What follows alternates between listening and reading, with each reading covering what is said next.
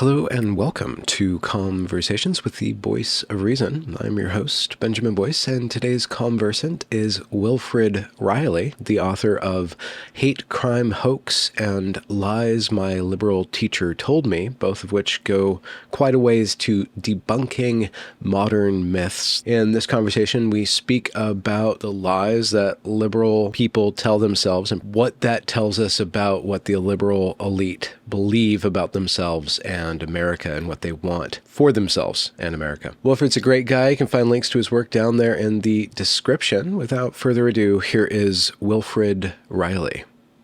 Did you have a novel September?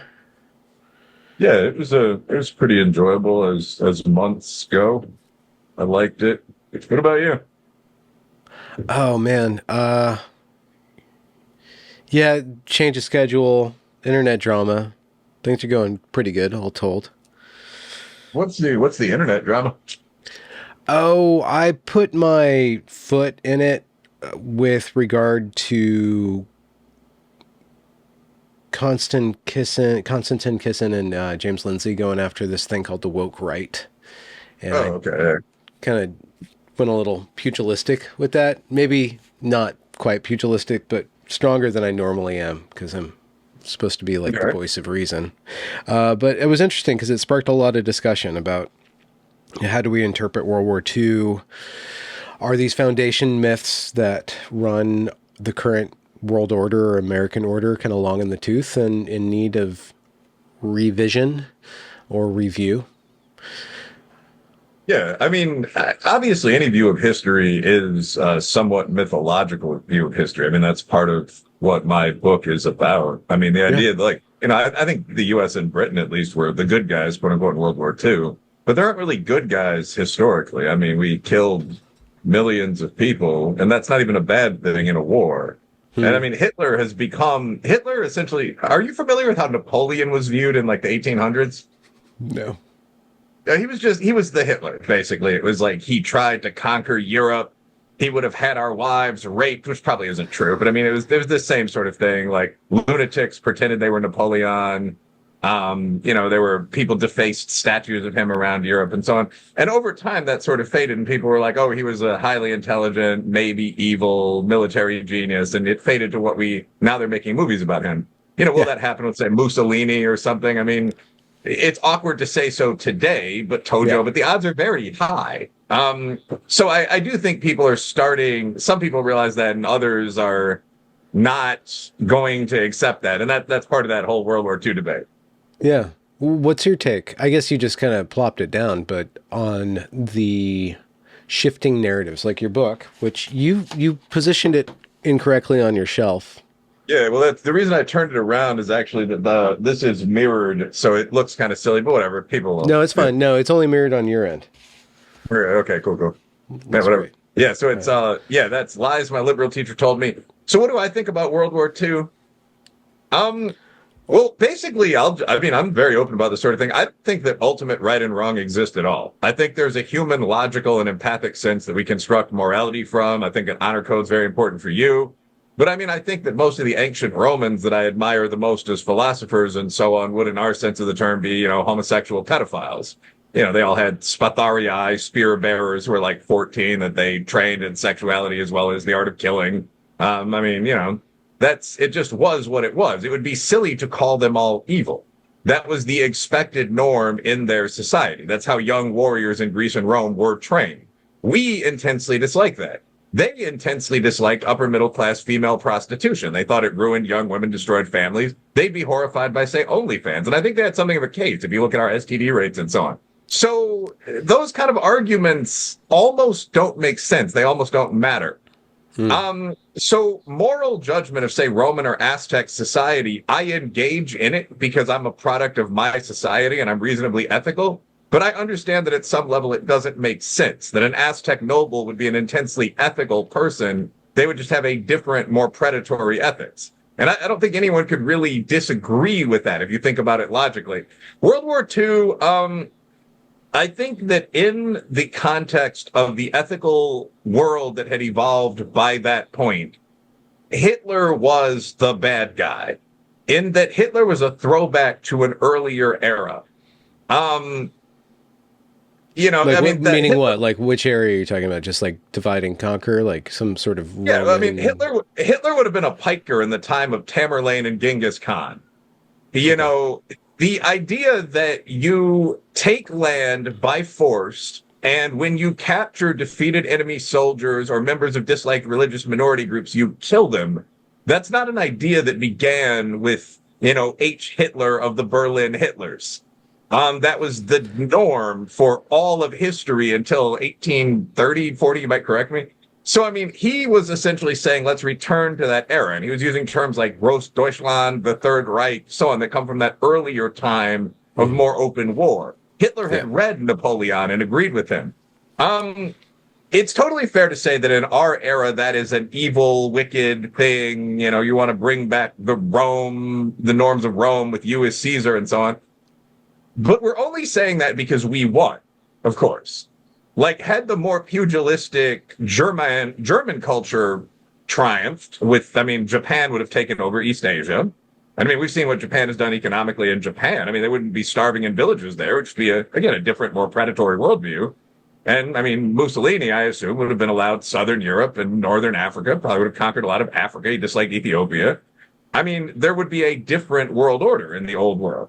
So you'd probably see something very much like almost the S.M. Sterling Draca novels over there and our society over here.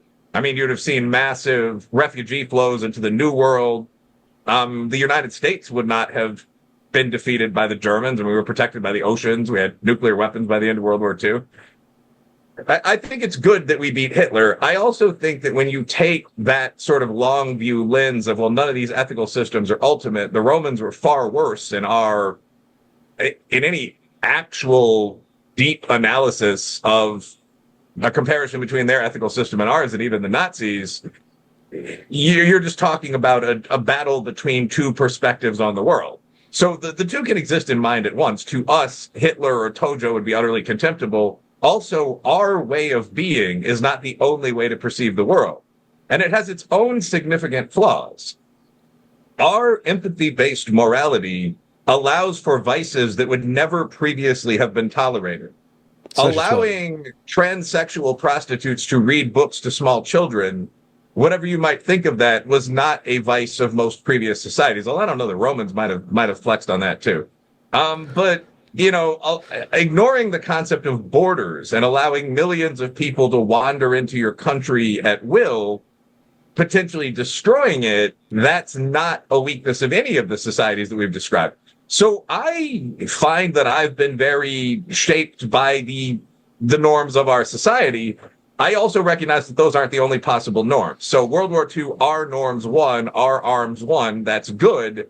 Would I be saying that if I were exact same ethnic composition, if I were a Janissary in the German army in a different world? Probably not. And we broke the weak, soft, shopkeeping Americans. It's holding those two positions in mind at once is useful. My problem with a lot of, and kind of last comment on this, but my problem with a lot of the alt-right, dissident right, is the reliance not on just the idea that some of morality is relative, it's with the reliance on false information.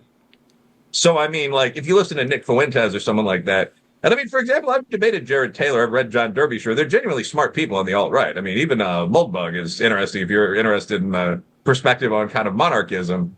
But I mean, like, a lot of these guys are almost kids, and they're just saying kind of dumb crap, like the Nazis didn't kill Jews during the Holocaust. That's a consistent argument advanced on social media. That is not true. I mean, like, Eisenhower and others participated in the liberation of Europe. There are Russian generals that wrote about this, and we know what happened. So you have to be able to say part of what occurred is this series of atrocities that by our standards are utterly contemptible, and it's going to be very hard to take that out of any analysis of World War II. So that is part of the reality there. In I don't know if you've studied this directly, but I'm sure you've come across, since you are so knowledgeable with history and that there are these different moral systems, under what conditions do these moral systems change, and are we in a moment right now? Well, I think that I annoy a lot of people in social science because I find a lot of theory to be fairly useless. Like, I agree with Tom Sowell and with the great Dr. Semmelweis on this, that sort of theory should come from observed reality. So Semmelweis is the guy who really intensified the germ theory of disease and also developed the cleanliness theory in medicine. And his observation was that certain things like washing your hands reduced infection for patients. And so he began to do those things, and he found that secondary infections from surgery and so on, which up to that point had been kind of crude butchery, declined by 94% or whatever it was. And from that, he came up with his theoretical understanding of how disease is transmitted. Similarly, Tom Sowell's idea was that, and you see this also when we're talking about forbidden people with Steve Saylor, for example, as the entire concept of noticing. But Tom Sowell's idea is that there's not a big difference between kind of data in the scientific sense and the observations of reality. That when you notice that in poor neighborhoods, there tends to be a great deal of violence, a great deal of prostitution, a great deal of illiteracy, so on, it's fair to say, well, there's a culture of poverty that for whatever reason, perhaps it is past racism, exists in that area that you have to fix before you can develop that area. And this has been vindicated over and over and over again in the practical world. So my belief system is pretty similar to this. It's based on the idea that there's a lot about the world that you can just practically look at that's obvious to the average, say, IQ 115 plus person, that just sort of makes sense. And you can see this and say, well, I may not be able to prove this to P equals 0.001 yet, but I basically know it's true. And I'm going to argue from this. And that's not the norm, I think, in published social science right now. There are a large number of formal academic paradigms, the constructivist view of the world, the feminist view of the world, the racialist view of the world. And what people will be doing in an article is attempting to essentially prove one of these when they look at the performance of, say, blacks or Southern whites or something. And the result of an article that finds that African Americans underperform whites on standardized tests will be described as confirming to a 15% degree the racialist paradigm of analysis in this field or something like that. You don't generally just see people start from, the wonderful traditional number 0 and look at what actually predicts the testing gap. I feel like I'm kind of rambling here, but the point is, so where do moral systems come from? I think they come from a complex network of surrounding conditions that varies from setting to setting. And I'm almost, not Marxist, but almost kind of mechanistic about this. Like, I think Aztec cannibalism developed in large part, because the Aztecs in other ways were fairly noble, fairly civilized people, developed in large part simply as a side effect of the fact that there are no other large meat animals in that region. The Incas had llamas and so on. They had an almost European level of animal domestication. The Aztecs didn't. And they had cities of 500,000 people. You couldn't go outside and hunt. So when you captured all these enemies in battle, you had to do something with them, and you might as well get some protein out of them. And it's cold to put it that way, but there's no reason not to do that, really, unless you fall back on moral ultimatism. So they came up with a religious system that justified that. The great god of war gives us the right several times a year or whatnot. And fortunately, we know how to make jerky. And I would assume that most ethical systems are shaped by surrounding influences to a similar degree. Yeah. In that people are more good than wicked, but also pragmatic and amoral. Like, it bothers me to some extent that slave children probably made my Samsung Galaxy, but I'm not going to go back to using a flip phone or a typewriter. However, if it was possible to buy an equivalent of an iPhone or a Samsung Galaxy that was not made by slaves and cost $2 more, I would. So these kind of interactions in practice shape the decisions that you're making. Slavery, I notice, only came to an end when machine technology reached a certain level. So the number of slaves in the USA tracks with the number of cotton gins really well. Like, first it increases because you could get more fiber out of the cotton or whatever. I'm not an agronomist. But then it decreases because the machine got better and better. So I don't think we ever would have gotten past slavery if the Industrial Revolution hadn't happened to a certain degree. I mean, once you reach a certain level of wealth and stability, excuse me, if you want to save your body in old age and keep getting laid by your wife, you two aren't going to be out in the fields, but you need to eat. So how do you do that? You're going to have either farm hands or serfs. That's the answer. The one exception to that would come in societies where you have tractors. So that is, I think, why slavery became no longer necessary. So those are the pressures that shape morality in general. I don't think there is such a thing as an independent morality that exists outside of the pressures and needs that we face in life. Societies surrounded by enemies like Israel will be quite brutally warlike and so on. Mm-hmm. In your book, Lies My Liberal Teachers Told Me, you kind of nod to, in parts of it, you kind of nod to this idea of progress, like history's barbaric, but we're less barbaric now. Do you ascribe to that? Well, there is a progress. What you mean. So, I mean, first of all, somewhat. And I have a dual understanding of this. So I'm a modern, probably by this point, upper middle class Westerner, wearing like a polo sweater with my glasses at my neck. I mean, like I understand that I've been shaped by the culture I live in. So like right now, if I were in Afghanistan or something like that as an advisor to a military unit, it would be very difficult for me to buy slaves or something. I mean, like we all are influenced by the cultural norms of our time. On the other hand, I wouldn't have any trouble having a friend who was a professional prostitute, as I just mentioned, or, you know, watching someone buy cocaine or something, whereas an Arab friend of mine would be disgusted by this barbarism. So, you know, there's a point on both sides there. So to some extent, yes, I think moving toward our upper middle class norms is what I would view as progress, almost by definition. On the other hand, I recognize that that is not necessarily a good thing for the world. But I do think that progressing toward mainstream Western norms has been something that the world has done over the past 500 years or something like that, due in part to Western conquests. And one of the reasons I keep emphasizing this in the book is that a common critique of the West, and I don't know if young upper middle class Westerners realize how Eurocentric this is, in fact, but a common critique of the West is, in the past, the West did not abide by Western up-class norms of today, i.e. women were ill-treated. There was a low but real rate of marital rape, or women couldn't vote until 1920. The problem with that is that every other society in the world abided by Western up-class norms to a much, much lower degree. There are very high rates of marital abuses in India today. There are societies now, like Saudi Arabia, where women can't vote. So one of the points in the book was just, these critiques happen in a totally illogical, hypocritical fashion. So yeah, I think that the world has moved away from what we consider barbarism, yeah.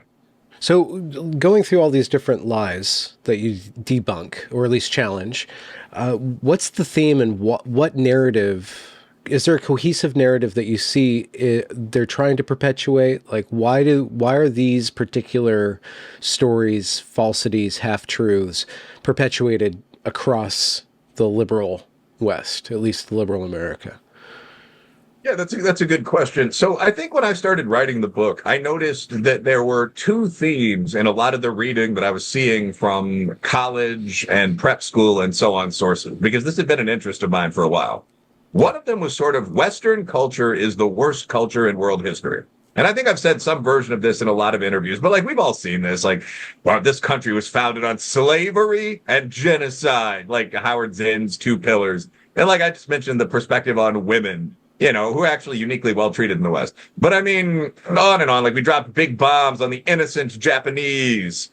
We just so on colonized much of the world, et cetera, et cetera, et cetera. We're the worst people ever. And this is often directly contrasted with people like the Comanche Indians, who are presented as, if you watch some recent TV shows, living bucolically in the wilderness and knowing not the concept of war. And two, I think a theme in a lot of this literature, and this is something I've talked about less with interviewers, is the idea that nobody is telling you this, that we are the worst people in the world. So when you read these textbooks, there's often like a glib little passage like, your parents probably don't know much about third wave feminism. There's like a little tab pointing to the side. The next page is the Seneca Falls Declaration. And I thought that this was completely ridiculous as a pretty good social scientist.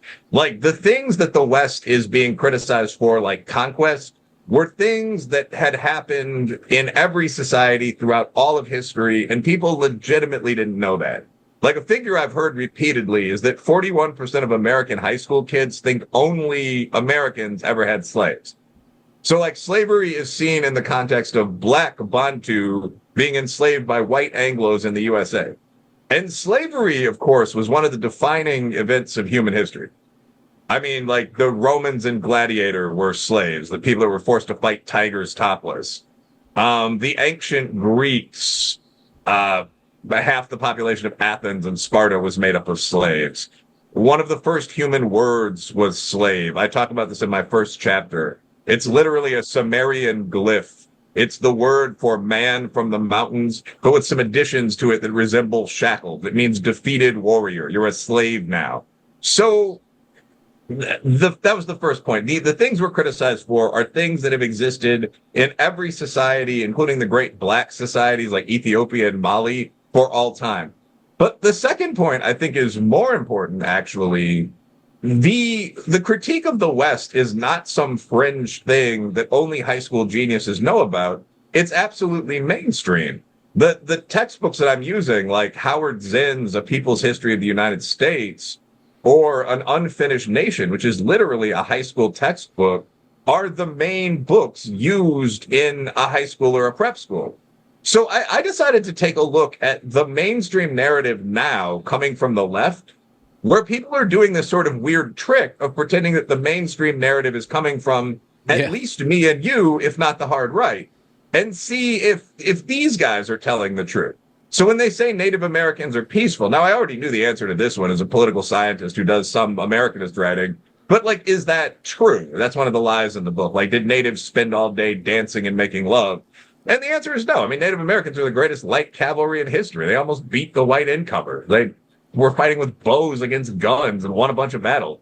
So that's the point. The claim is unreal. And then you get into the broader question of why is the claim being made? Yeah. How is that? How are these claims similar? I guess you already said that the West is uniquely bad, but how is making these claims an expression of the West's own morality? Is it not an extension to these lies, half-truths, narratives, so widely adopted, must be a byproduct of the culture's morality? And so what does that tell us about our morality? Liberal I think it's morality. a corruption or a weakness of Western morality. So I get your point, and I think there's some validity to that. But empathy-only morality is retarded child would be a brutal way to put it, runt of the litter, but is a unwelcome offshoot of traditional Western moral systems.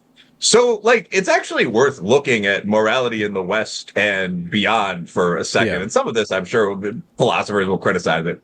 But I mean, traditionally, morality in the Western world has been based on doing a variety of honorable things well, including being kind or magnanimous, but that was normally ranked as 7th or 8th out of 9 things. So the Vikings had the 9 noble virtues, which included that certainly, but also included bravery, which was number 1, perseverance, honesty, and so on down the line. So morality, if you talk to a Greek or a Viking, or by the way, an Iroquois or a Japanese or a muscular Christian, most people, not all those are even Westerners, would have generally been conceptualized, especially for males, as being kind of an honorable, well-rounded person, a warrior poet, someone says in passing in Braveheart. So that's traditional morality. Later schools of Christianity, when, it became less fashionable to kill one another with swords, began to focus a little more on empathy. So they took the traditional 9 virtues, and almost all those codes have 9 to 12, and they added empathy, like you should try to feel a bit more for people. Okay, I think that's still good. That's where you get into abolitionism and so on, but the abolitionists had guns. They didn't just go to Arab ports and say, we'd really like you to stop raping these battle captives. It was sort of like, here's a warship. We're going to sign a treaty. We're going to pay you, but don't do this anymore. So Western morality, in the sense most of us think of it as, is kind of muscular Christianity, which ripped off the nine, plus empathy. That's probably close enough. In recent years, for whatever reason, and I think that this is largely due to the woke idea that you can't ask someone who's disadvantaged to do anything, so you can't ask them to be brave or honorable or whatever, because it's unfair to black or a woman or an immigrant or whatever, a neurodivergent person, which is 56% of the young liberal population. But because you're not supposed to make any demands of people, to the extent where there are extensive Twitter conversations about, is it abusive to expect my lover to sleep with me or have a job? You get this focus on empathy as the basis of morality. Are you, in your mind, a good person? Do you want to be kind to others? And I think that that alone does not suffice as the basis of a moral system, because moral systems exist for a reason, which is the improvement of yourself, those around you, and society. Purely empathy-based morality in practice leads to insane outcomes that destroy societies, like throwing open the border, which we talked about earlier. Or we both presented at GenSpec style conferences. I mean, that's also the trans issue, right? I mean, you have largely male autogynephiles, people that would traditionally have been considered perverts, although many of them simply have a personal taste, but who wish to enter women's locker rooms, bathrooms, changing salons, and so on. And the obvious answer to that is no. It might upset you to be denied, but it would upset many vulnerable women far more significantly for this to be allowed. If the only focus is empathy for the most disadvantaged person currently talking, you can't say that. So you wind up in these absurd situations one after another. So I think that empathic morality of the kind we're seeing now is a failed offshoot of the Western tradition that we should throw in the bin as quickly as possible. When you ask, and this is, I guess, the last point, when you say, is criticism of the West not an offshoot of our own tradition? I think it's an offshoot of this sidebar of our own tradition. If we were going to criticize the West in kind of the full light of classical Western morality, where you judge everyone harshly but equally, I think we'd be brutal to the West, but the backup there is that we'd be more brutal to everyone else, which is actually what I'm encouraging. In fact, to say that the West has failed more than everyone else, you'd have to first say the West is the best system. That's the only way you can argue that we're doing a worse job than, say, the East Asians. You'd have to say, well, we have higher principles, we've generally had better leaders, so our failures mean more. And I've never heard a leftist even come close to saying that. But what function does it serve, this rampant empathy or empathetic morality? Why is it embedded in our media and our teaching systems? This thing called woke seems kind of synonymous with this overemphasis on empathy. But what purpose does it serve? One thing, just shooting from the hip, it makes me think of is that if you can get everybody so empathetic, then the state gets more power because the state is the one that's going to take care of everybody. The system, it reinforces the system. And so a system that adopts this kind of hyper emphasis on empathy will grow stronger. Is that too abstract? Do you think that that's just kind of a coincidence, or is that a feedback loop? I think that my own take on this, and again, I'm pretty sure there's some philosophers and so on that are going to say, well, some of this is just nonsense. This is just you two guys bullshitting. But I mean, I think there's a lot of truth to what I'm about to say. But to me, of course I do. But to me, look at that cat. Yeah. Empathy-based morality is a downstream result of false ideas in philosophy and the social sciences, in my opinion. So one of the big ideas in social science and just in Western thought, really since the 40s, since Franz Boas and whoever the woman was that went to Samoa, Margaret Mead, one of the core claims has been sort of blank slateism, like all groups and probably all people are equal. So there are no genetic and there are a few metacultural differences between blacks, whites. A radical feminist would tell you men, women, recent immigrant and long-term settler populations, just on and on. We've all heard this. So that brings up the question of why do we see radical differences in performance? I mean, like I look at test scores a lot, and in the most recent poll, you had Native Americans at 912 and blacks at around 950, Hispanics at around 960. Hispanics are mostly Caucasian, by the way, for the genetics boys out there. You had whites, solid job, 1100, and then you had Asians at 1250. And for me, it's pretty easy to explain this. I would just say, well, look at the extent to which members of each of these groups study. When you just adjust for that, you have 2 or 3% left for genes or whatever you want. But that's a very unpopular explanation right now because it's unfair to expect, blah, blah, blah. But the leftist explanation, when you see these giant gaps and you're arguing for blank slateism, is, well, what causes these gaps must be oppression. All people are equal. We see people performing very differently. So there must be a hidden structural oppressive force that's causing this differential performance. This is not a bizarre argument, by the way. This is the core argument of Ibram Kendi, Robin DiAngelo, Rich Delgado. You've heard it dozens of times. Even if it's mainstream, it's still rather bizarre. Yeah, it's fucking stupid, but it's just, but I think that's where a lot of the empathy comes from. It's sort of like you're being constantly hurt. It's causing you to screw up. It's causing you to fail in school. This is why there were feminists protesting the death penalty for rapists. I mean, like, you keep seeing these crazy murderers get executed. Marcellus Williams the other day is a guy who broke into a female reporter's home, stabbed her 43 times with a steak knife, took her laptop, did work on her laptop. He and his girlfriend both had jobs. He's sentenced to death, dies. I mean, there are people screaming and tearing their clothes and recording videos of it. I think that's because the idea is that all harm that you suffer is caused by external, more powerful people injuring you. So what we need to do in society is care about everyone until all people are performing equally. And this is the basis of morality. Morality is centered on fighting the one harm in society that really causes all other violence and so on, which is oppression.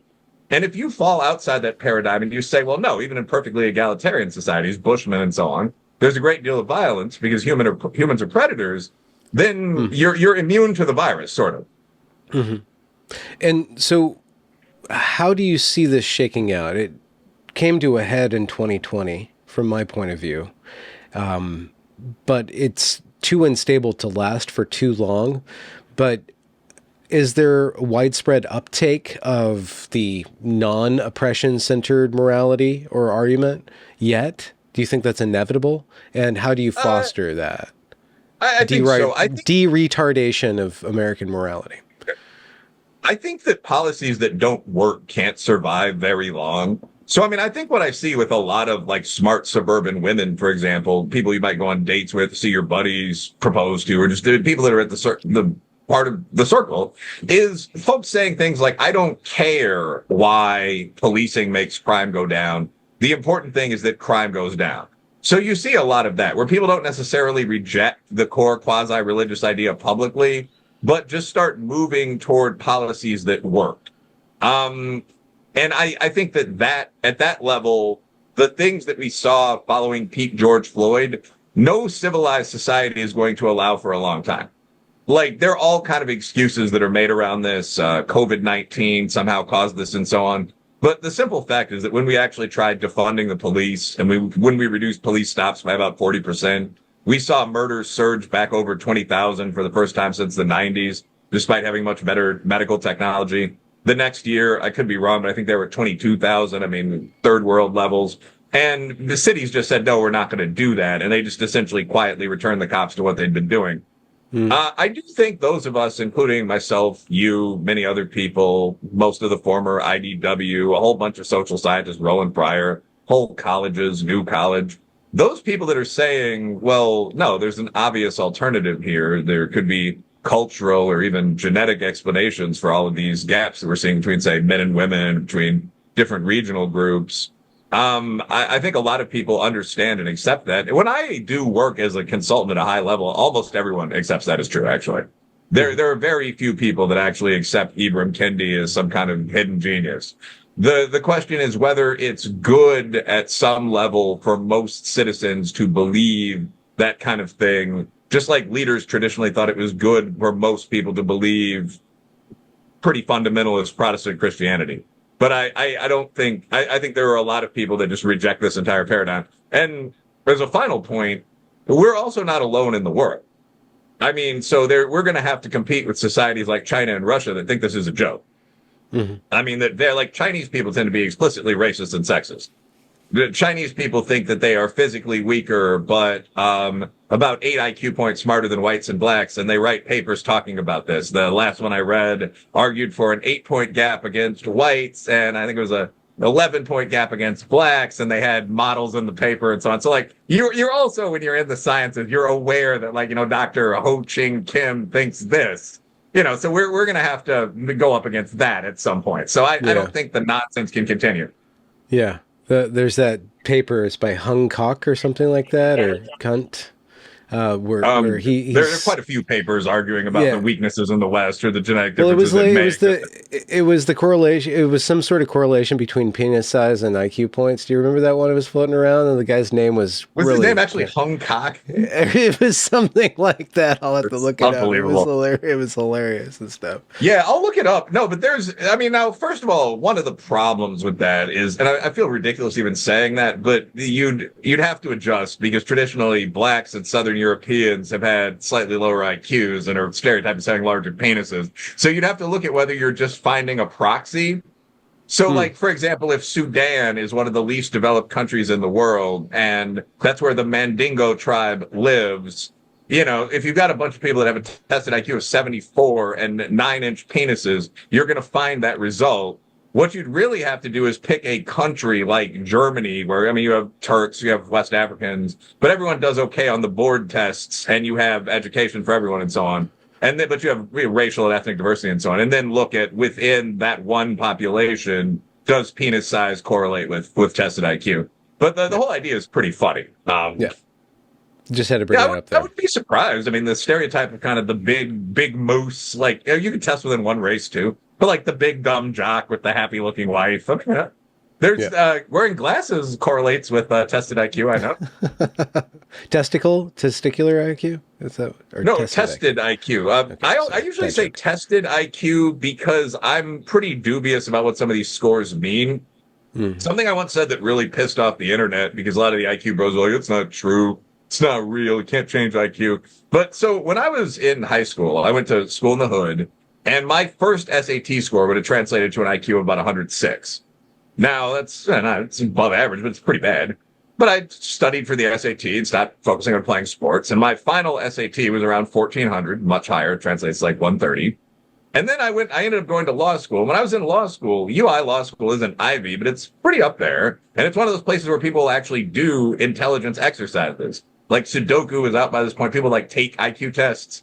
Mensa releases a board test every, once a week or whatever it was. So I took 80 IQ tests while I was there. And by the time I was done there, and yeah, law students are not, they party, but they do some pretty geeky stuff. I mean, people join moot court for fun and so on. But by the time I was out of there, I would test, and this is Mensa. Mensa's about 8 points high, but my tested IQ was 160. And now the last time I took a test, it was 134. I mean, so you can clearly, by training, alter the scores you're going to get on a test of something like mathematical or visual spatial acuity, much less verbal ability. I mean, so when you see Albania has a tested IQ of 78, it's a Caucasian country, Albanians here are 101. I don't believe that. I think you're just testing kind of illiterate shepherds, and you're getting what you're getting. So all I was saying is tested IQ. But people with glasses, in general, have higher IQs.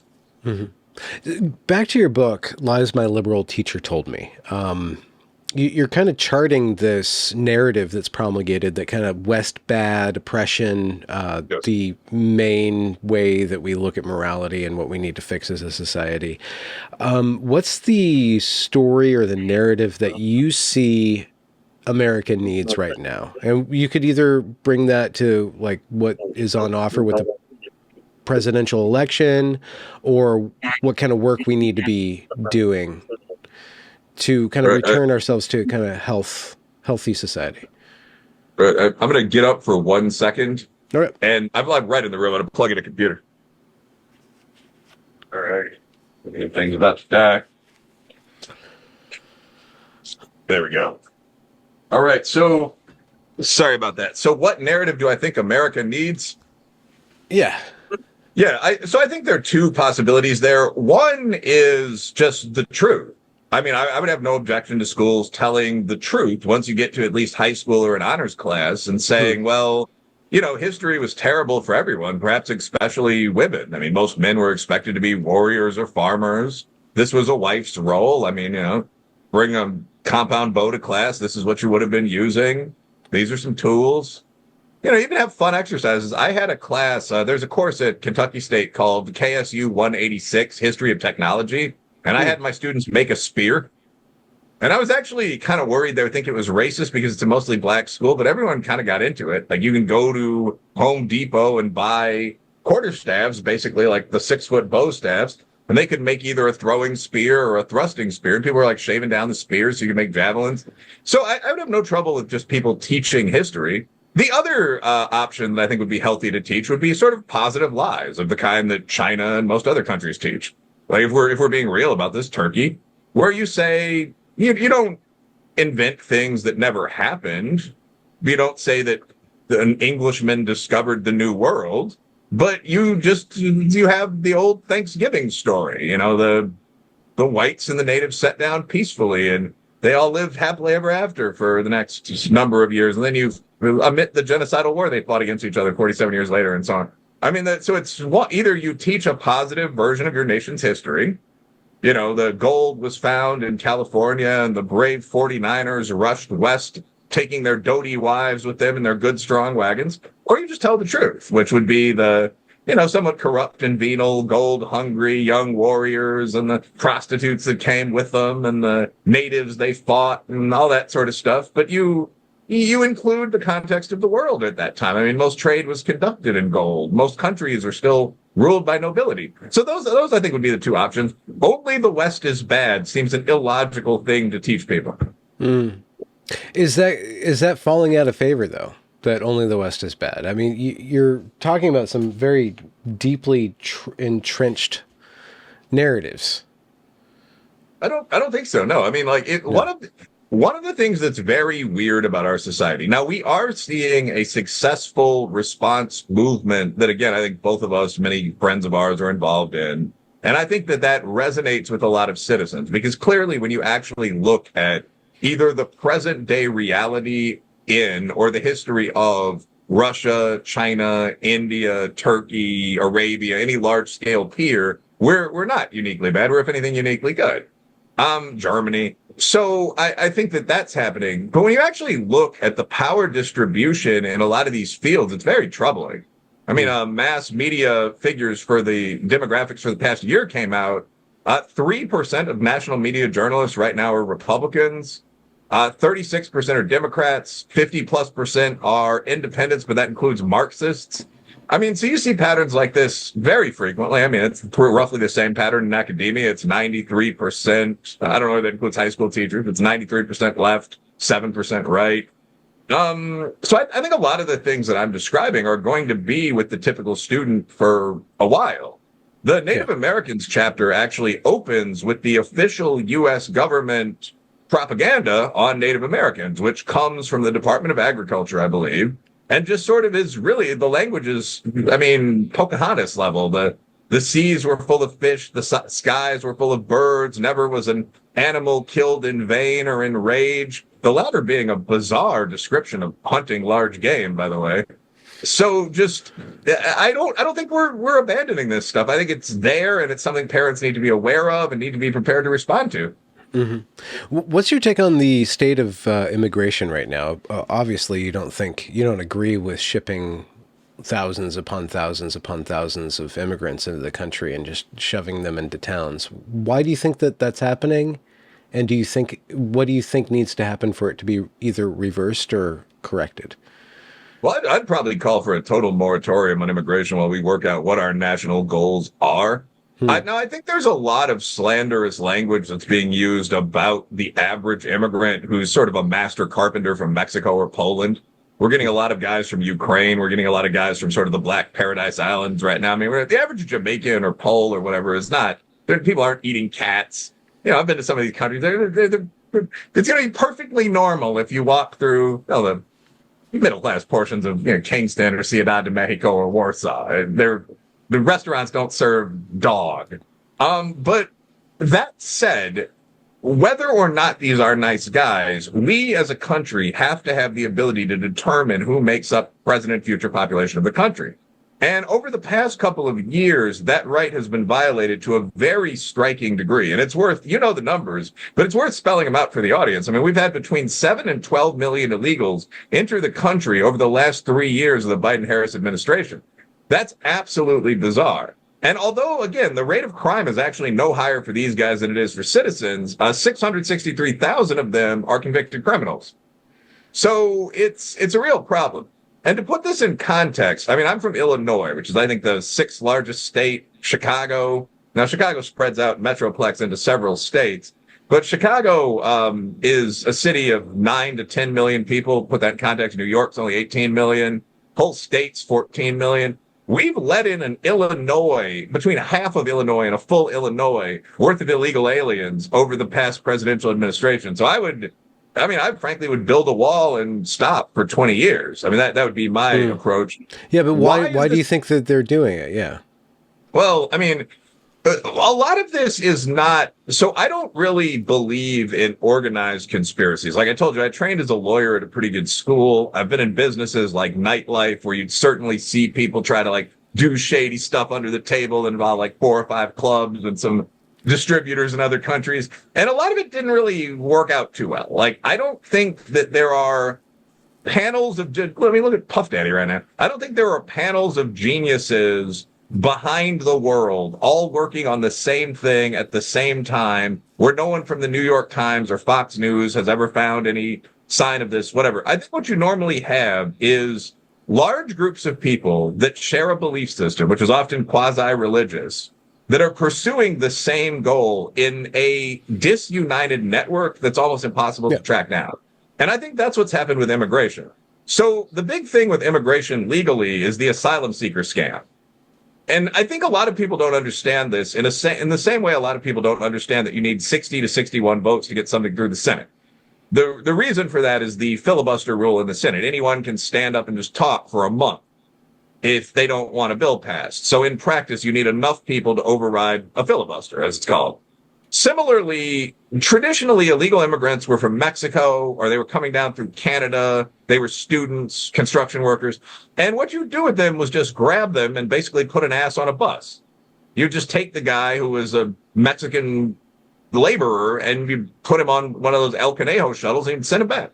There was no argument that this guy from a neighboring civilized country was here to do anything but sneak across the border. What's happening now is that about 60 to 70% of the migrants coming in are OTMs. They're other than Mexicans.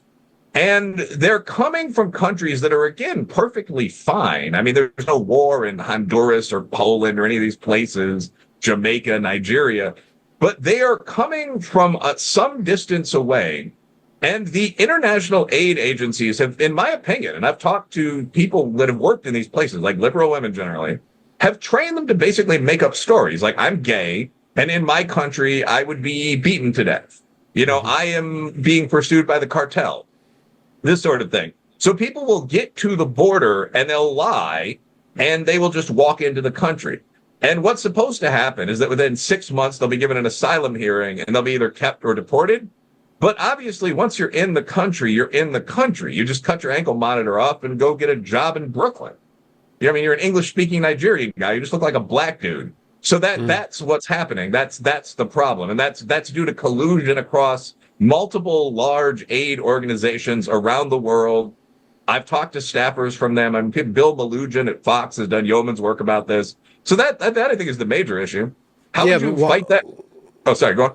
Yeah, could you just clarify why these aid organizations want to flood America or Europe with Southern people? Well, I think they believe. So again, a lot of people, and you've seen these threads on Twitter and Facebook where someone will say, look, we don't want all these people in the USA. They're not real asylum seekers. And someone, Bushra Shaikh, the British feminist, comes to mind, like someone who I actually like, but I've sparred with a bunch of times. They'll just say, well, if you don't want them, you shouldn't have started the 1981 Lebanon War. It's very much, for a lot of these people, it's very much the idea that the West is bad, again, and the West has some duty because of past sin or past military victory or colonialism to admit an endless number of brown people who hate the West as penance. Now, to me as a black guy, there's actually an element of humor to this because most of the world is made up of unsuccessful Caucasians. And I don't say that in any kind of racist sense, but I mean, to me, Arabs, Jews, most Latin Americans, about 2/3, people from the stands, Eastern Europeans, appear white. And when they take 23andMe and similar tests, are largely of the Caucasian haplotypic population. There's a distinction between European and West Asian Caucasians, of course. There's the Hanjal line through parts of Europe and all that. But like the idea that these are brown victims of colonialism and the West has a duty to them, to Tajikistanis or something like that, is actually extremely weak. This is especially weak in the case of the Arabs, who are some of the greatest conquerors in history after the Mongols. But a lot of people believe this. It doesn't have to make sense. It's a chance to do penance. So I think a lot of the people at the aid organizations are anti-Westerners who want to do penance. Here are people that seem brownish. They're saying they're here to call in this penalty, and there's an eagerness to let them in. I mean, I think it's that simple. Is there a political solution to this as opposed to a policy solution to this? Can we vote our way out?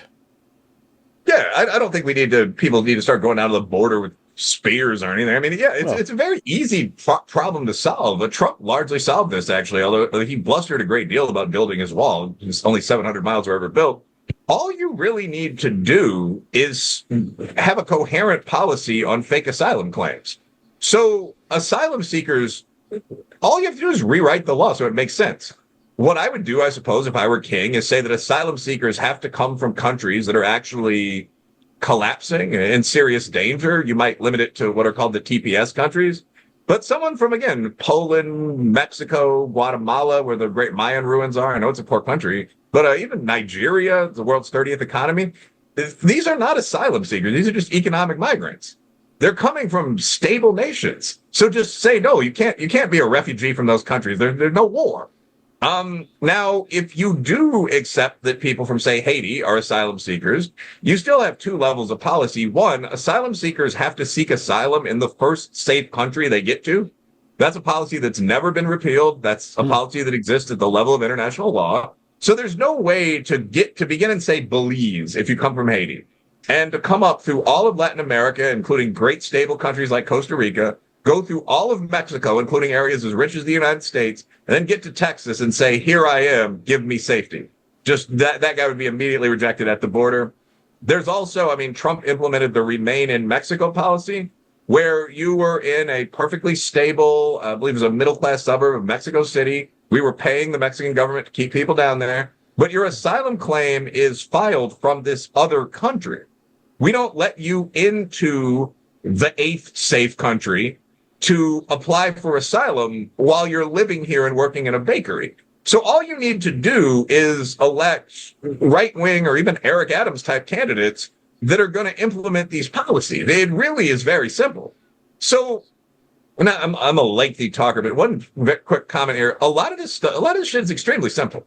Like Chris Rufo on social media the other day said, I'm a little baffled because I'm looking around at these small countries like El Salvador, Bukele, and they're just doing things like cutting 90% of crime by locking up young males with 2 previous felonies. Like, is it that easy? And the answer is yes, it is. Like Orban in Hungary on immigration, bit of a strong man, but all he did was seal the border and put guards on it. Bukele, literally all he did was lock up young male members of the gangs who were charged with yet another felony offense. That's it. I mean, the prison's unpleasant, but that's it. It's very easy to do most of this stuff. Once you put the lengthy debate aside, I think we should do it. What's stopping us from doing it? Self-hate, in self-inflicted shackles. It really is. An analogy might be to what's stopping us from building housing.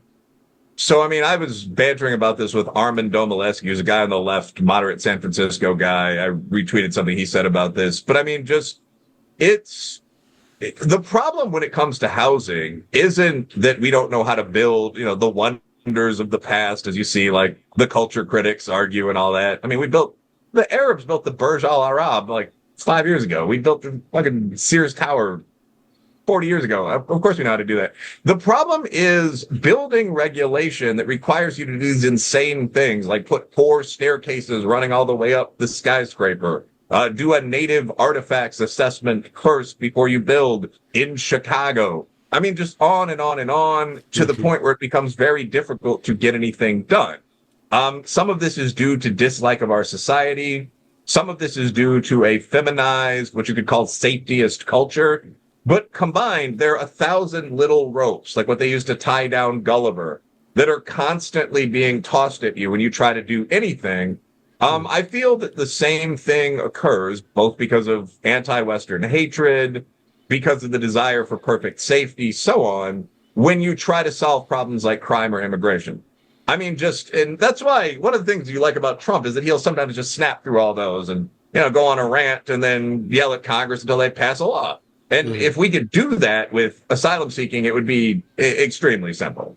Just if you're from Poland or Mexico, I've gone to all these countries, any of the Black Islands with an income over $15,000 per man, like, Bermuda, you're not a refugee. You can't be. That would eliminate much of the problem.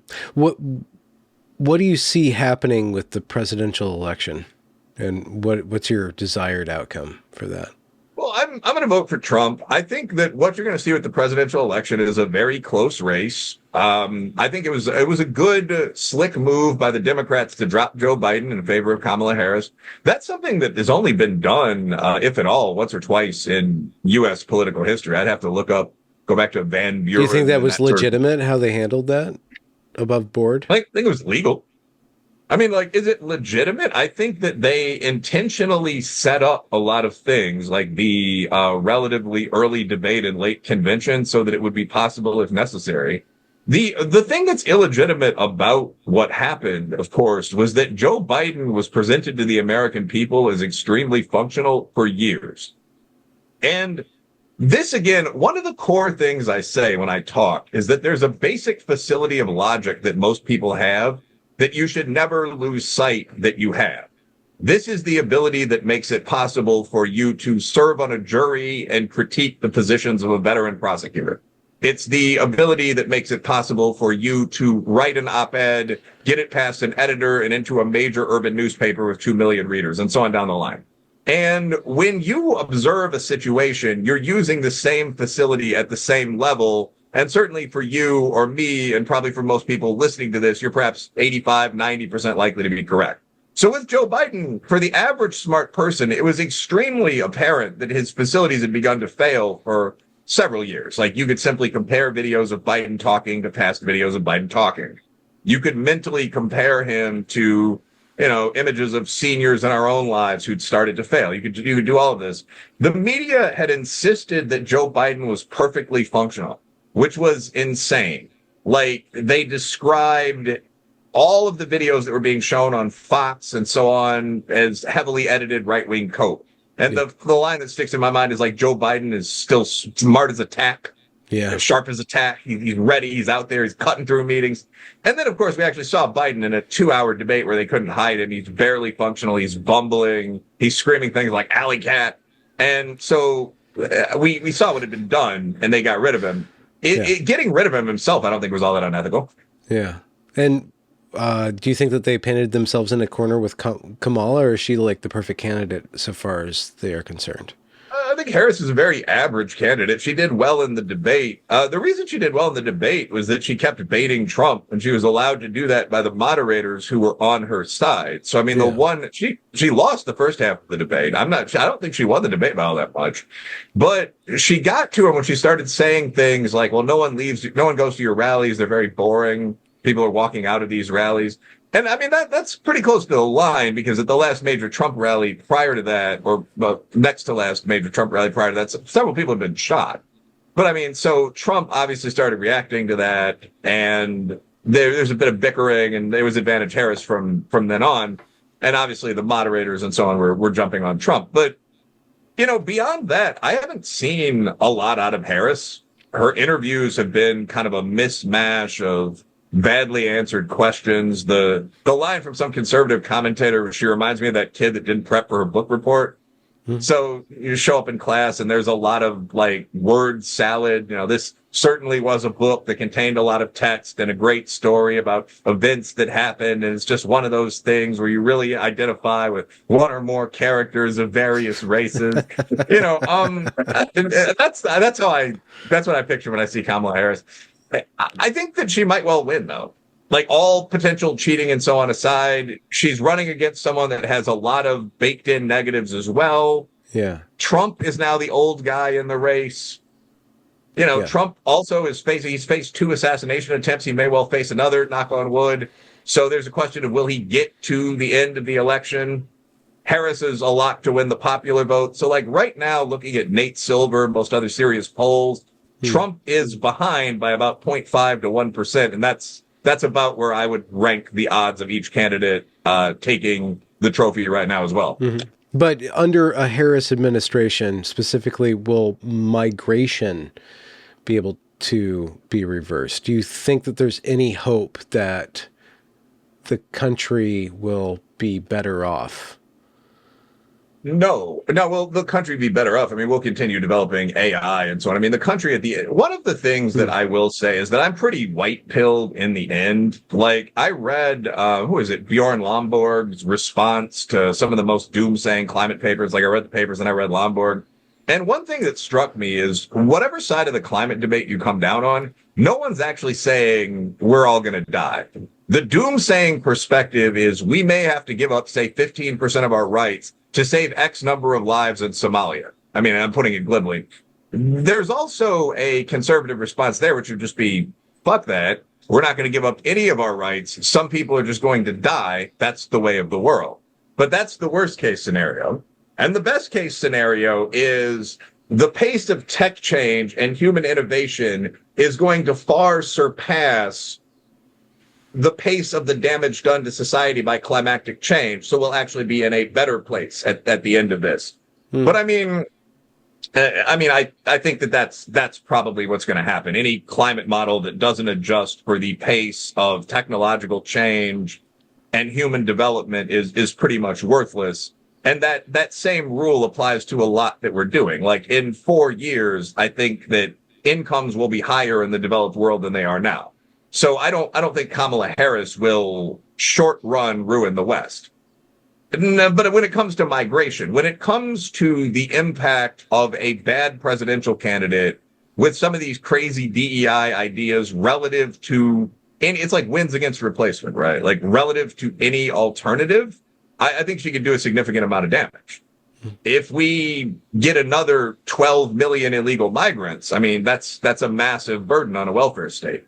And I'm not certain what you do about that if she also manages some kind of amnesty. Our population would still be, I think, 57% white after that, 14% native black. 8% Asians are kicking everybody's ass. We'd be the world powerhouse. But you would have to then assimilate 24 million people, many of them great guys, once again, but who are second, third language speakers that have come here over 8 years. That's not good. What about the economy, the dollar, the debt? Do you have any particular white pills for that problem? Well, that actually is that's the big problem confronting America. I think there are 2 things here. One, I genuinely am pretty white-pilled about the future. So unless humans catastrophically fuck up, unless a nuke is detonated over a major city or something, most projections that I have seen of the future show improvement. In Lomborg's response to the climate papers, he gives 3 scenarios for human development in 100 years. And in every one of the scenarios, overall and per capita GDP for the world, for Europe, for Africa, for the Americas is higher than it is today. I believe Africa's per capita GDP is over $10,000. So it's the world trending upward. IQ's trending upward, women's rights trending upward. And I do think that that's where we're going. I mean, when you look at technologies like Neuralink or what are called tutorial implants, things that can exist in the brain and that can interact with the human brain to, in practice, boost intelligence. I mean, we're probably breeding for stupider people right now, but we're also training for solutions to that. And I think it's a bit silly to deny that. Like it very sci-fi-y. Like people have to respond, like, "What are you talking about when I say this?" But it's a reality. Like Neuralink was tested a couple of days ago.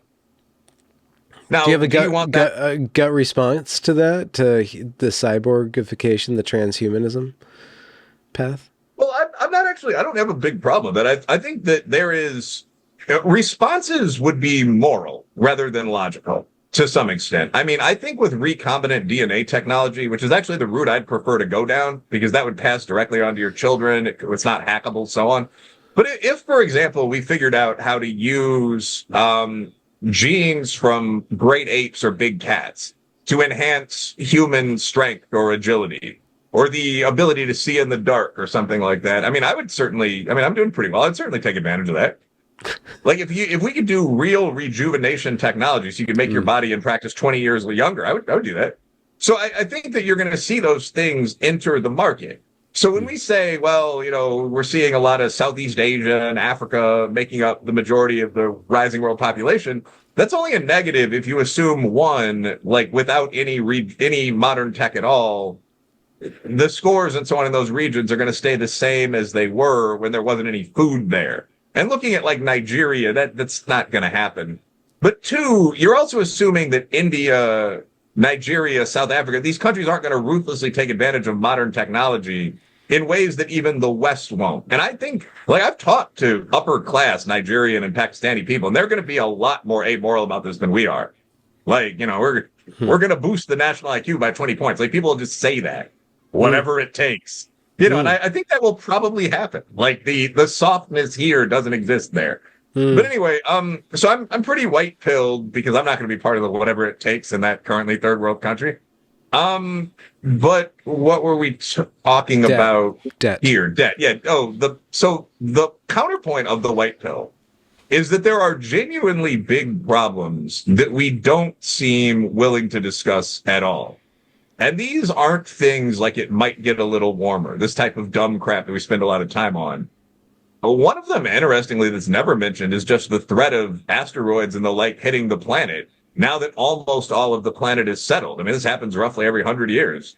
Look up Russian asteroid strike. I mean, if something struck in that same region now, it'd kill about 10,000 people. But it's just these sort of big, scary threats. What do we do about them? We prefer not to talk about them. The U.S. national debt is one of those. We're $35 trillion in debt. As far as I can tell, we have no coherent plans to reduce the debt. A great deal of that debt is held by hostile players like China. What I think is likely to happen is that we're eventually going to hit some kind of target that's just going to trigger austerity measures. And I mean, the government budget is going to be cut very dramatically and people are going to be surprised. What's going to happen with debt is what we think is going to happen with climate change, where all of a sudden, out of nowhere, we're going to hit a hard line and life's going to get worse. That's not going to happen with climate change, in my opinion, because there's response tech like seawalls, roof painting, cloud seeding, that we can simply start bringing into the field 10 years ahead of the time when we need it. When it comes to China calling in $10 trillion in debt, we don't have a response to that. Why would they do that? Well, I mean, because they could. Then they'd be the number one power in the world. But I mean, the risk is we'd go to war. As I understand, their money, the renminbi, is pegged to the dollar. So we could probably do something equally devastating in response. That might be a reason they don't. But I'd have to read the economics literature more on that and see whether that would, in fact, be an equivalent response.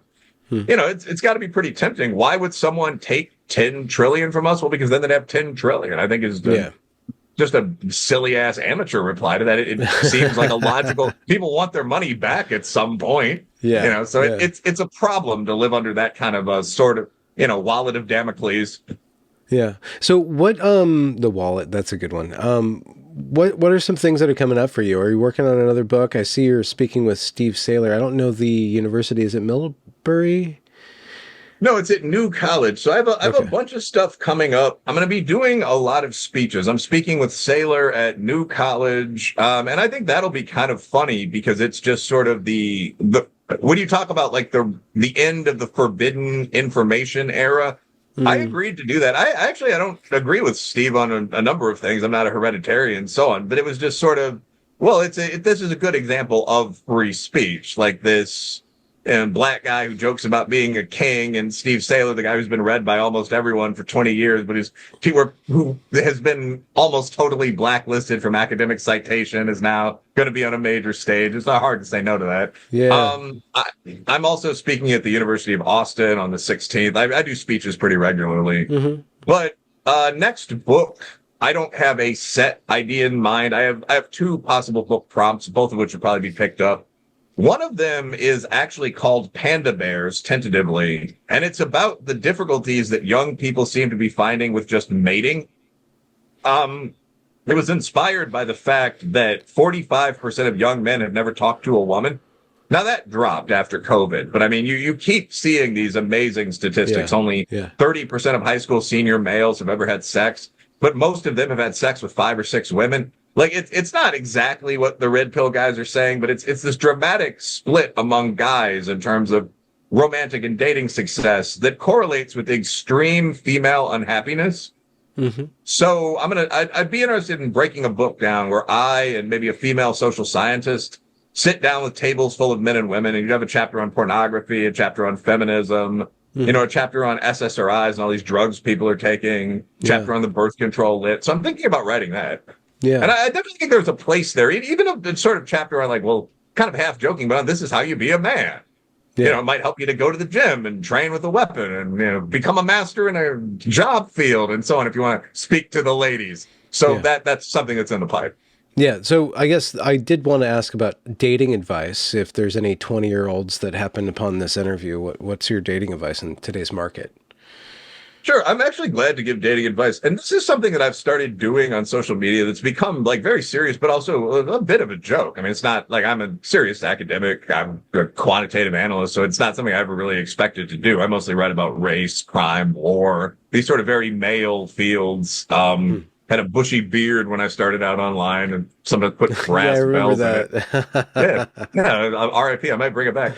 But I mean, but I started giving the dating advice because, in all honesty, I don't think I'm any great beauty, but my friends and I, when single, have all done quite well in the dating market. We're all reasonably well off. We're not hideous. We all hit the gym. And there were certain things that I noticed men doing with women that were just either way over on the abusive end, and these were often the guys that were getting women, or they were just cringing and unsuccessful, and they were never going to bring that outcome. So I just started saying normal stuff. Wait, can you hear me? Yeah, we just froze. Oh, there you are. Okay. Yeah. So, but I just started saying sort of normal stuff, and it turned out there was a really good reception for it. Like I've written a couple pieces for Queer Majority, which has asked me to be a relationship columnist. I've been asked to be a relationship columnist for like a semi-feminist women's magazine. Now, I don't really have the time to take that on. Like, my husband says that I'm Dear not Wiley. satisfied. Yeah, like I'm not, agony aunt, but in terms of just once a day on Twitter while I respond, sure. And my dating advice would be, first of all, for the men, I would totally put aside almost everything that you've been told by feminists and by the worst of the red pill bros over the past maybe 20 years. Like in terms of looking at the literature and just looking at my guys in a bar now, not a club, but what seems to attract women, be physically fit, don't be brutal and aggressive with women, be capable of, danger if someone attacks you or her, have money. I mean, in reality, you're going to do classic bar for sex, going on 2 to 3 good dates. You're going to have to buy some dinners. Liking women is extremely useful. Enjoying half of the human race is good. So it's good to be able to be a conversationalist, good to be able to dance, good to be able to do most of the things that men normally did. So I guess in a sentence, my advice for a man, although I'd only be about 75% as sexist, but my advice for a guy would be pretty similar to what it'd be for a guy in 1952. Get a good blue or white collar job, go to the gym 3 or 4 times a week, train with your weapons sometimes, treat your girl well. It would be the exact same thing. Have confidence, learn how to dress, pick up a copy of Dress for Success or the Brooks Brothers Manual. It would be the same stuff. All of the don't make any demands on me, that sort of thing. No, like there obviously are expectations that are financial, social, sexual, so on in relationships. don't be abusive, but the feminist, like, I should be able to walk all over you, that no one actually wants that. Same thing with the red pill stuff in reverse, like all women are whores. The average female lifetime body count is 6. So just go out, be a normal, decent guy, wear your jacket, open doors, talk to girls. Mm-hmm. And for girls, if you're willing to venture? Yeah, that's interesting. I noticed I didn't expect the flip side, but it would be exactly the same thing. Understand my piece of advice for both sexes about dating beyond going to dinner would be try to please your partner. I think for women, this is even more important because guys, the two primary male functions are earning and protection. It's a little awkward to say that, but men still make 55 to 100% of the money in most relationships. The majority of women would like to be housewives if the guy's confident and successful. Men are also, we're going to charge first if a burglar comes in.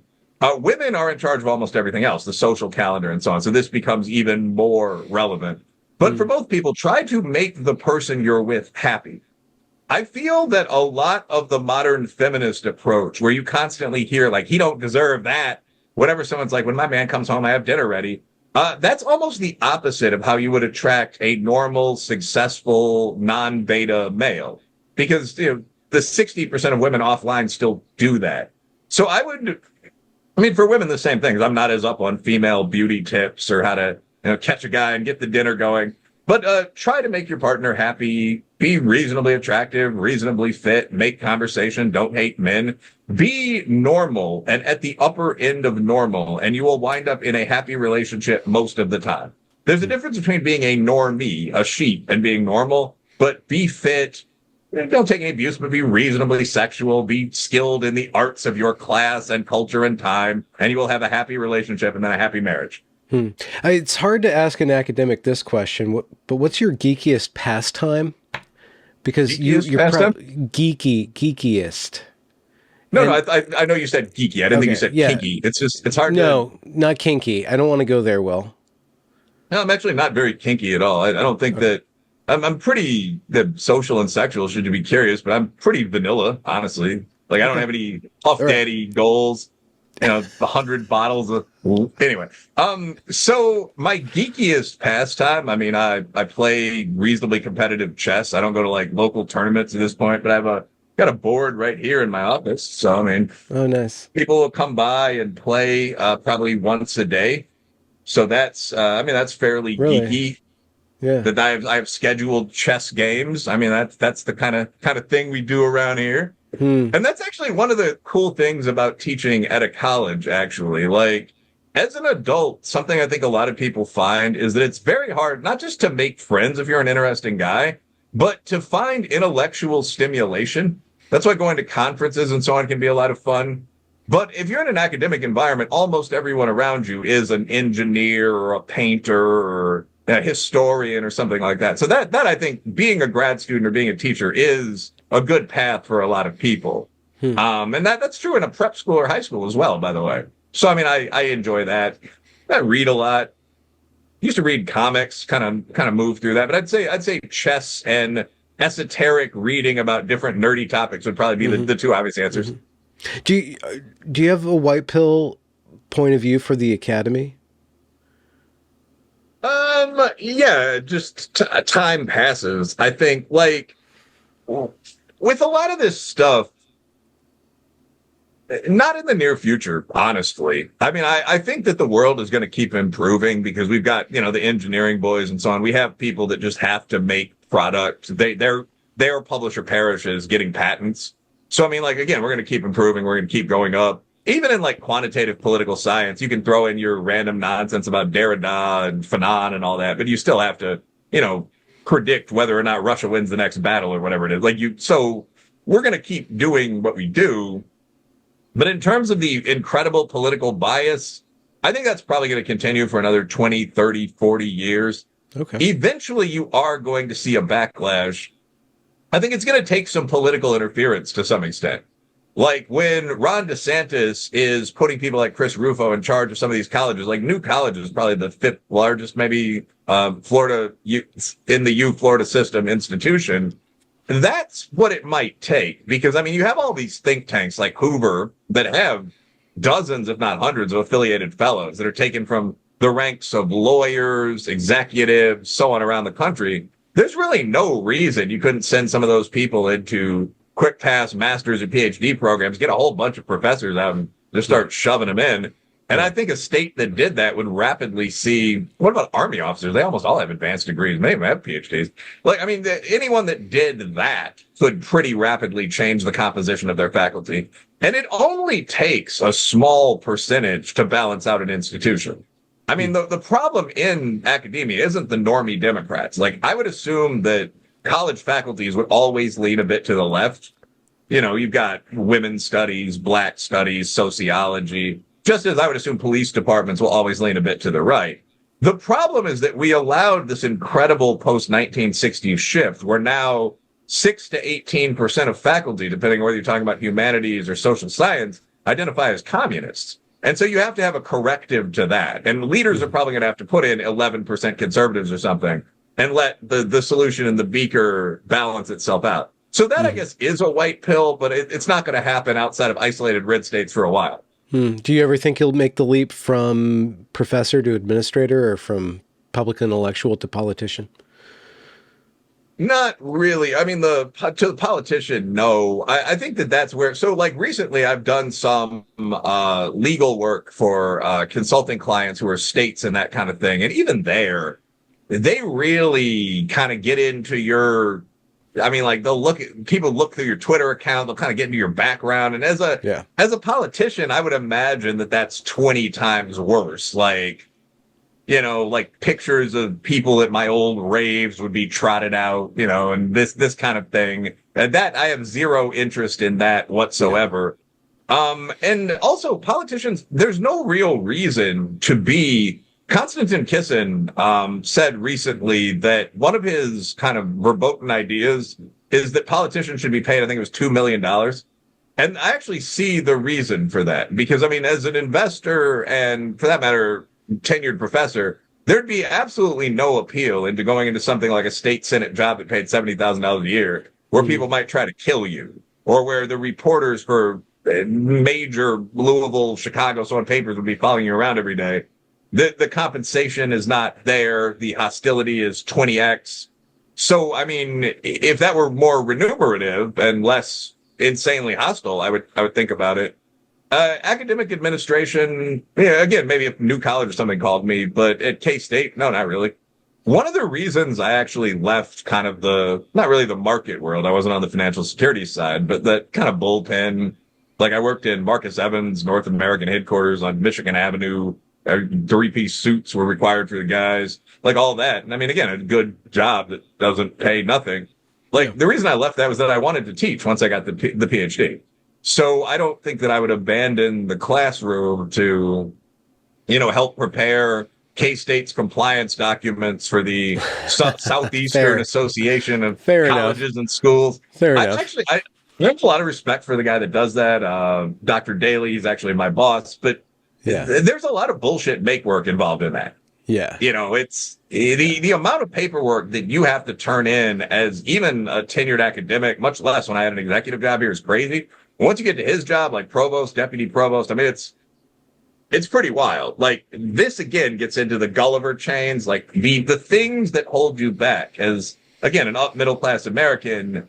It's not personal morality. It's not even sexual harassment law or something. It's just the everyday mundane duties that you're required to partake in. Like this, have you filled out your 5-page, you know, TPS analysis form yet? You know, as re the grant you applied for, which was 48 pages and so on. And the less of that there is in a job, the better I'll like the job. Yeah. So, I guess you don't have any books coming out right now, but you do have Lies My Liberal Teachers Told Me. That's doing pretty well, I hope. On making lists. It's doing extremely well, actually. The book it was a little outside the national bestseller list the first couple of weeks. It still is, actually. But I mean, Elon Musk shared it, basically. I did an interview about the book with John Stossel, and Elon Musk liked the interview. Apparently he likes me and Stossel well enough, so he like pinned it as his tweet for a while. Yeah. So these tens of thousands of people started following me. I had like 100-some thousand Twitter followers, now I have 120.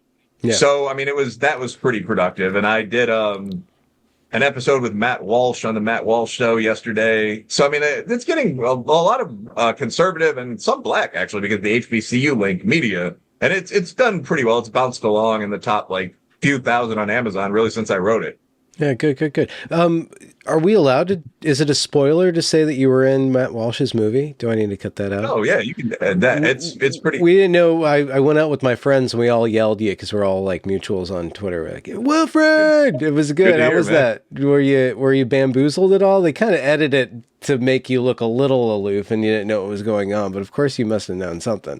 Well, it was, I mean, the setup, they did it. They were pretty ethical. They didn't tell the right-wing consultants like myself and Grossman in the first movie like that much more than the left-wing ones. But it was sort of like, I mean, if you're not an idiot, you know, the Daily Wire is based in Nashville. And you go to this studio and it's all these like clean cut, muscular people standing around. And it's like, there's a picture of Ben Shapiro on the wall. It's like, okay. And you go into this room and it's like Matt Walsh in a wig. And it's just clearly Matt Walsh in a wig with the beard, the ridiculous wig on. And he had his DEI paperwork on a table. And I was just, I mean, from that point forward, you were like, okay, this is obviously right wing Borat. Like I've heard whispers of this in like the conservative business world. But I mean, I actually am also pretty funny. So I just did a total deadpan where it's like, I'll answer any questions you might have about the diversity consulting sector, sir. You know, what's your name? Dan, you know, like, so it was pretty funny. It was you did really well. It was good. Thanks, man. It was one of the better moments in the film. So it was good to see you there. Where can people find you and what are they going to find when they get there? Well, I think I always tell people that the best way to find me is just to Google me. I think I'm still shadow banned on Twitter, which is an annoying pain in the ass. Like, I don't know how that even happened because I'm friendly with the owner of the site, like in the way that anyone is. I don't like know his number or anything. But I mean, like if you search me on Twitter, you find like a bunch of rip-off me's that I'll like get rid of every week and then know me. So I don't know what the rip-off me's are doing. Are they like pitching real estate to people or something? But anyway, the best way to find me is just to Google Wilfred Reilly. It's WILFRED REILLY. And if you do that, you'll find all my books on Amazon. I'm also the author of Hate, Crime, Hoax, and Taboo. You'll find my Facebook, my Twitter, my little website, which is just an offshoot of my college's website, and so on down the line. And if you interact with me, I'm still in that very moderately famous zone. I've had like 400,000 links across everything, and half of them aren't real. So I will talk with you, and I look forward to doing that, in fact. Yeah. If people are too lazy to use Google, I'll just link links to your work in the description. And thank you very much for joining me. Glad we finally got this. It was delayed a few times, but it's great to speak with you. Yeah, always good talking to you, man. Thanks for having me on. Absolutely. And that's the recording.